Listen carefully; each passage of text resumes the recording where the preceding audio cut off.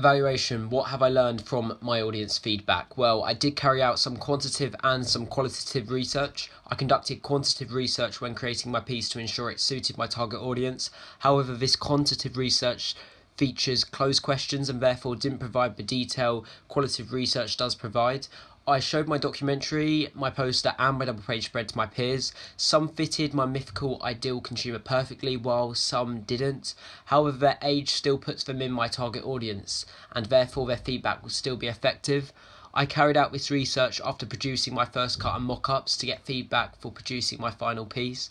I wanted to ensure my final products are as good as possible, and therefore feedback on my drafts would help me identify any issues and perhaps give me new ideas of what to change or even what to introduce. When I finished producing my final products, I carried out some qualitative research again, but on a much larger scale this time to help me find out the strengths and weaknesses of my work. For my documentary, I showed it to a group of 15 people and then asked them about 7 different aspects of it. The aspects were cinematography, mise-en-scène, narrative, codes and conventions of the text representations, sound quality and emotional impact. For the first aspect of cinematography, I received some great feedback. Creating a mood to fit my specific audience and genre was vital, and all of my audience thought I created a suitable mood. They believed the mood was calm, especially in the opening sequence. This was great to hear as I included no dialogue until 47 seconds. This was because I wanted to slowly build up to the dialogue through visuals and music only. In terms of quality of my images, my audience thought the vast majority of shots were in focus. However, they did point out that on certain clips the camera does go out of focus. This was disappointing. However, with it being a sport, there is a lot of movement in front of the camera, therefore this can happen. In the future, I would replace these shots with similar alternatives which are in focus throughout. I also received a lot of feedback for the second aspect of mise-en-scène. In terms of lighting, my audience thought that it was good, but it could be improved. They didn't say the lighting was bad, however they thought the interviewees could have potentially been illuminated with the use of a lighting kit. However, in terms of framing, my audience really did like my framing. They liked the position of the interviewee and the golden mean and thought the crop of the interviewee was decent. Finally, they believed my gameplay shots were good as well, as they thought the sunlight of the day lit them well. However, they thought a couple of shots were overexposed, which was definitely something I did agree with. As for my documentary narrative, the most important thing was to anchor my narrative, and all of my audience thought that I did this very well, which was great to hear. They believed the questions I asked the interviews were appropriate and helped me convey my message. Finally, they believed the individual stories from each interviewee linked in well together to make the documentary better and also more interesting. In terms of codes and conventions, my audience all thought that my film was easily identifiable as a documentary. They felt the elements I used, for example, having the interviewee speak over the gameplay, helped construct the documentary form. Finally, it was described by several people as easy to follow. This was something I was really pleased to hear, as I wanted my documentary to be simple yet effective. The text representations portrayed in my documentary overall received positive feedback. My target audience sympathised and felt empathy towards the 2 blind characters, Darren and Robin. They felt the film conveyed a positive message and gave people an insight into blind football they may not have had before. My audience believed my text was stereotypical but not too stereotypical. If you don't follow the patterns of a documentary, people may not enjoy it, so I don't see this as necessarily a bad thing. Initially, my audience might have viewed blind people as weaker due to their impairment. However, an aim of my documentary was to convey their strength and how well they cope with being blind. Penultimately, my audience believed on the whole the quality of sound was good. They thought the background songs suited the visuals and mood perfectly and thought the interview audio was good.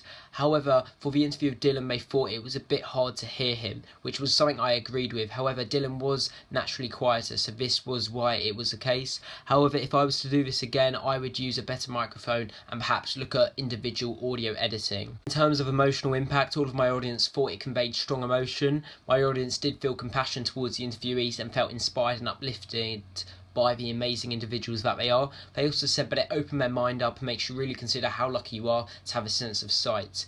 For my ancillary products, I did the exact same as what I did with film, but on another 7 aspects, the first of which was photography, and the overall response was positive. They thought my character was well lit and also focused in both my pieces. Both of these helped my image to be tack sharp. Further to this, my audience all thought the framing of the image was perfect, which was fantastic to hear. They liked the way my models took up the whole page and were centralised. Finally, the costume was convincing as they were wearing football tops and are modelling for a blind football documentary. In terms of font selection, my poster fonts were fit fit for purpose. The primary reason for this was the fonts did connote professionalism, which was fantastic. The size of the mastheads on my work is perfect. It's big enough to be easily read, however not too big, and in terms of colour, it's simple with it being white, however it's mounted on a black background. Black and white are two colours which heavily complement each other and therefore they stand out well. My documentary has a wide demographic, therefore I had to choose a font which appeals to everyone. The position of my text was liked. On my poster, one of my texts was "Trust your senses," which was at the top and it only overlaps a model's hair, which doesn't really matter, and then the masthead overlaps an irrelevant part of the football shirt, so the position was good. However, on my double page spread, some people thought that the text font didn't suit the rest of the spread.